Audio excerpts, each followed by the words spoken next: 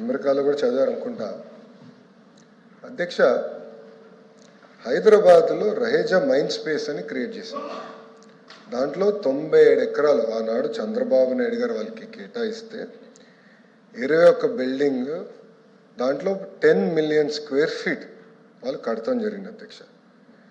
ఈ ఒక్క మైండ్ స్పేస్లో 1,00,000 మంది ఒక ఐటీ రంగంలో పని చేస్తున్నారు. వీళ్ళు ఇప్పుడు రహేజా కానివ్వండి, ఏఎన్ఎస్ఆర్ ఏం చేస్తారంటే, ఇప్పుడు ఒక company GCC global capability centre create చేయాలనుకుంటే ఆ గ్లోబల్ కేపబిలిటీ సెంటర్ కావాల్సిన బిల్డింగ్లు భవనాలు కట్టి వాళ్ళకి అద్దెకిస్తాం జరుగుతుంది అధ్యక్ష.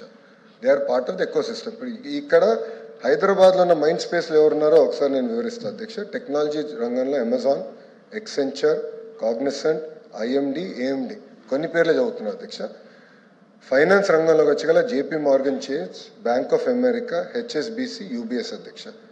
టెలికాం సంబంధించి వెరైజన్, వోడాఫోన్ లాంటి సంస్థలు ఇక్కడ ఆల్రెడీ వాళ్ళ ఆఫీసులు పెడతాం జరిగింది అధ్యక్ష. మా లిఫ్ట్ పాలసీ అందరు చాలా స్పష్టంగా ట్రాన్స్పరెంట్గా వీళ్ళకి ఇస్తాం జరిగింది అధ్యక్ష. ఇంకో కంపెనీ కూడా ఉంది అధ్యక్ష, ఏఎన్ఎస్ఆర్ అని.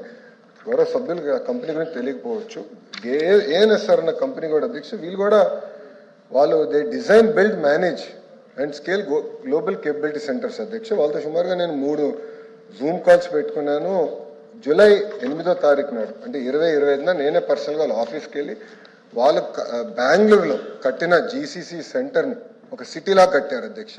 అక్కడికి వెళ్ళి నేను స్వయంగా కూడా చూశాను. ఒకరోజు నేను వెళ్ళాను, అక్కడ లోవ్ అన్న యుఎస్ రీటైలింగ్ కంపెనీ జీసీసీకి వెళ్ళాను అధ్యక్ష.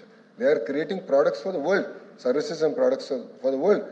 ఈ యొక్క కంపెనీ అధ్యక్ష 150 జీసీసీస్, భారతదేశం 150 జీసీసీస్ వీళ్ళు కట్టడం జరిగింది అధ్యక్ష.